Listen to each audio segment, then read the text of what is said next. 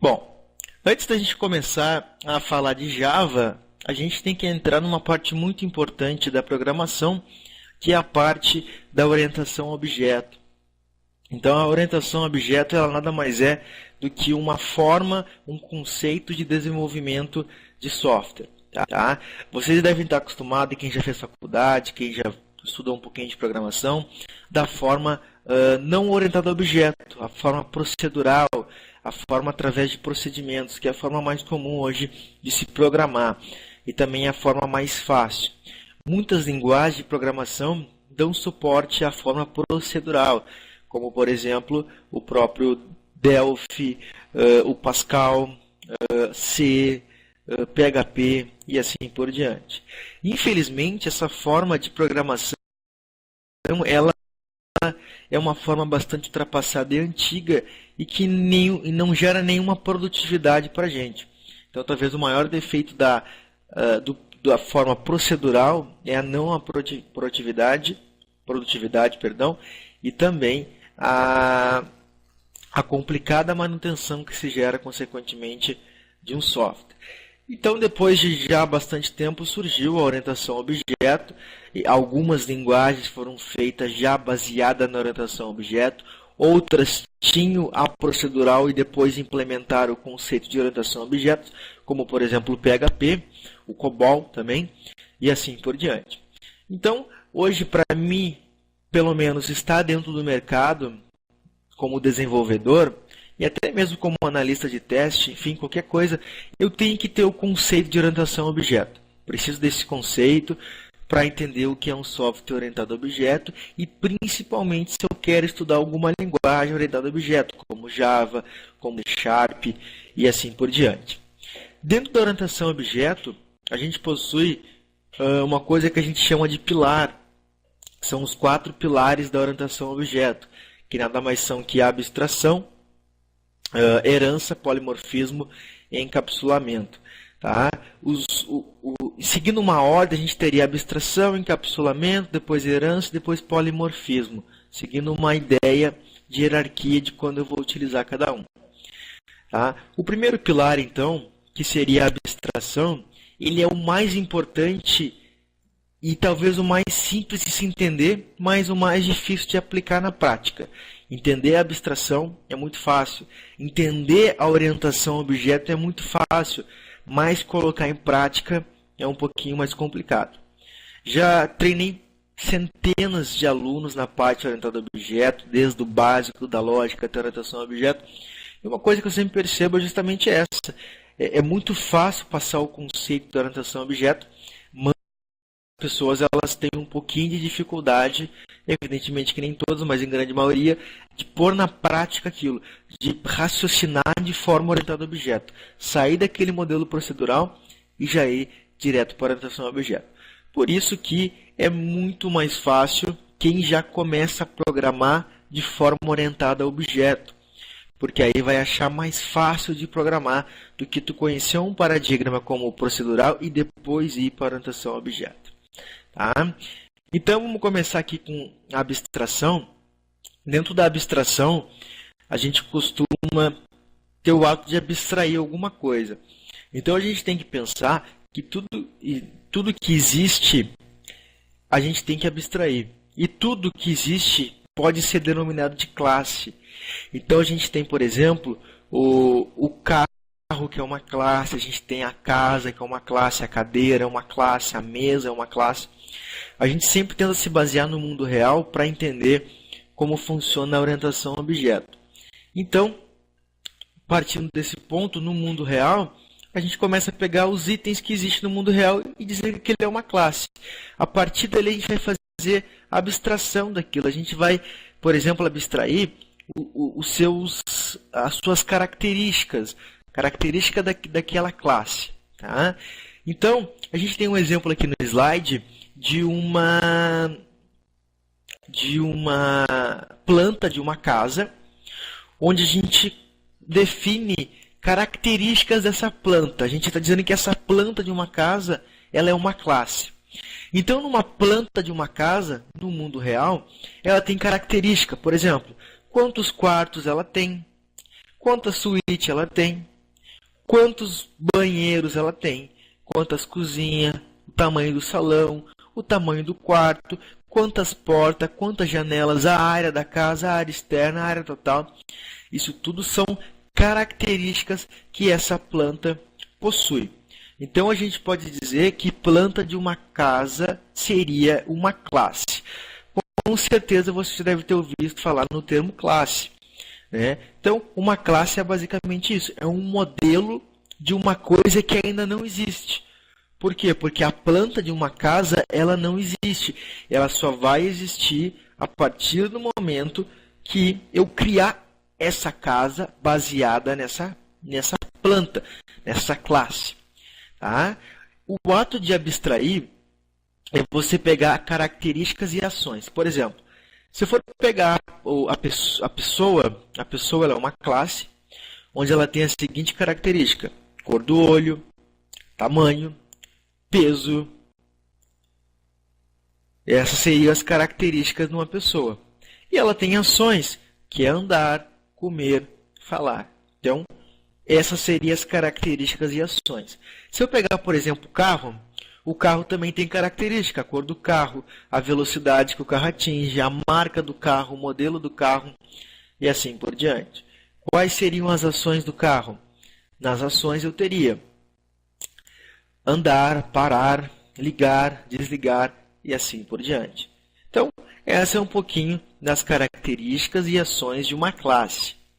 Se eu ir agora mais para o mundo real do desenvolvimento de software, no momento que eu for ter uma parte de cliente no meu sistema, eu vou ter que ter uma classe cliente.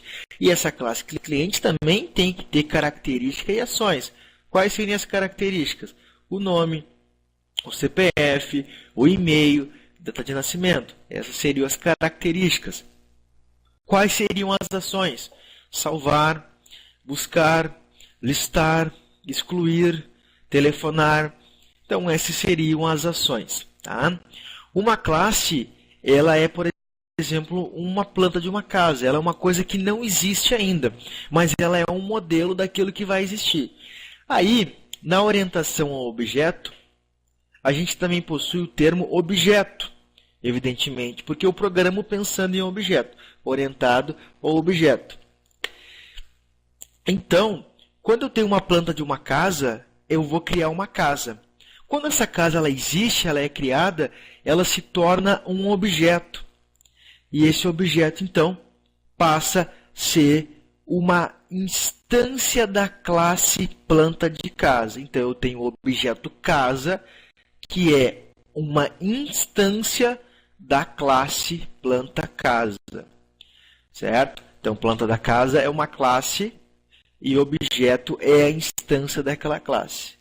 Então, basicamente, a abstração seriam eu definir as características que a classe irá possuir.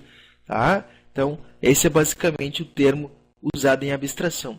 Então, por que eu devo usar o pilar de abstração? Porque sempre que eu começar a desenvolver um sistema, vamos pegar, por exemplo, o cara que é um simples sistema de cadastro de cliente. Então, vamos fazer uma análise. Cadastro de cliente. O que ele vai fazer? Cadastrar cliente. Quais classes ele iria possuir? Simples, uma classe cliente, porque ele quer fazer só um cadastro de cliente. Então, eu já sei que eu tenho que ter uma classe cliente. Aí vem a pergunta, o que o cliente, no caso que quer um cadastro de cliente, com perdão da redundância, o que ele precisa no sistema? Ele disse que quer cadastrar o nome do cliente, ele disse que quer cadastrar a data, o e-mail, é isso que ele quer. Então a gente já analisou nessa abstração que a gente vai ter que ter a característica nome, e-mail, data de nascimento. E o que o cliente, o que o cara quer fazer nesse sistema? Ele quer cadastrar o cliente. Então a gente tem a ação cadastrar. Ele quer deletar, tem a ação deletar. Ele quer enviar e-mail para o cliente, tem a ação enviar e-mail para o cliente. Então essas seriam as características e ações dessa classe cliente. Por isso que a gente deve usar a abstração para isso. Então a gente teria a classe cliente.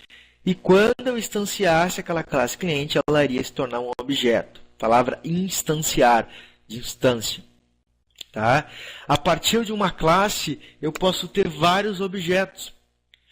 Então, eu tenho uma única planta de casa, que é uma classe, e a partir dessa planta eu posso fazer várias casas, e cada um vai ser objeto diferente.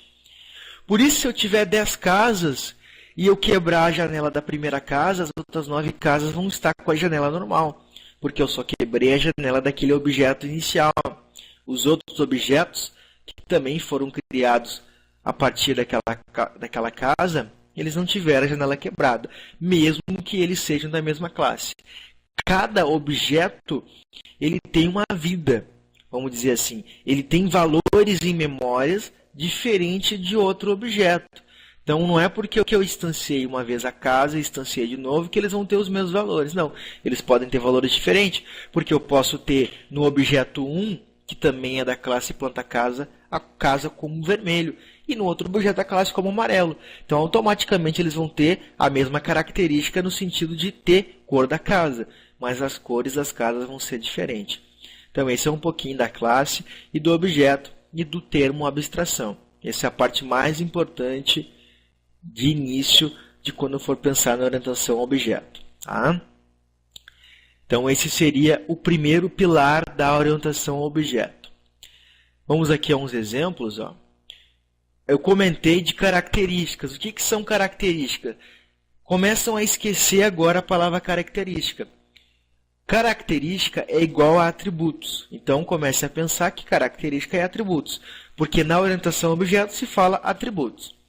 Então, por exemplo, o que a gente teria de atributo no cachorro? A gente tem a raça, o tipo de latido e a velocidade desse cachorro. Quais são as ações desse cachorro? Também chamado de métodos. Então, esqueçam características e pensam em atributos. Esqueçam ações e pensem em métodos. Quais são os métodos do cachorro? Ele vai se alimentar, ele vai correr, ele vai atacar. Atributos de um carro, a cor do carro, a marca do carro, o tipo de combustível. Os métodos do carro, andar, parar, ligar. Certo? Então, esse é um pouquinho da abstração. Tá? Então, vou continuar aqui. Bom, então esse foi o termo abstração, como eu disse. E agora a gente vai para a parte do encapsulamento.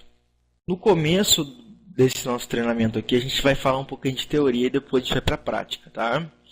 Bom, o que é o encapsulamento? O encapsulamento é outro cara super importante na orientação ao objeto. Como o próprio nome sugere, ele tem um ato de encapsular. O grande objetivo do encapsulamento é em várias situações.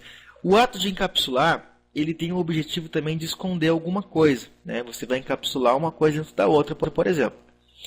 O exemplo simples é que certas coisas não devem ser vistas para o mundo real. Por exemplo, quando eu vou num banco, né, seja Banco Bradesco, Brasil, Itaú, eu posso ir lá no banco e ver o meu saldo. Né? Então, automaticamente eu tenho uma classe conta corrente, por exemplo, e tenho o atributo saldo, número da conta, agência. E também tem os métodos depositar, sacar, ver saldo. Mas o atributo saldo, ele tem que ser encapsulado. Por que ele tem que ser encapsulado? Porque senão qualquer um poderia ir lá e modificar o saldo. Isso não pode acontecer.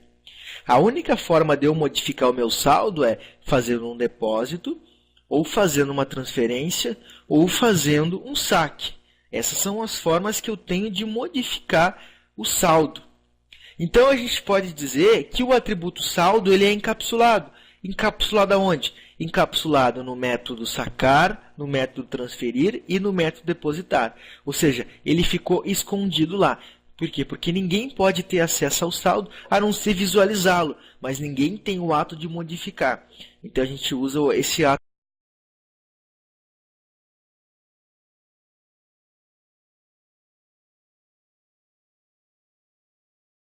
de encapsulamento para esconder uma informação do mundo real, certo? Então esse seria um pouquinho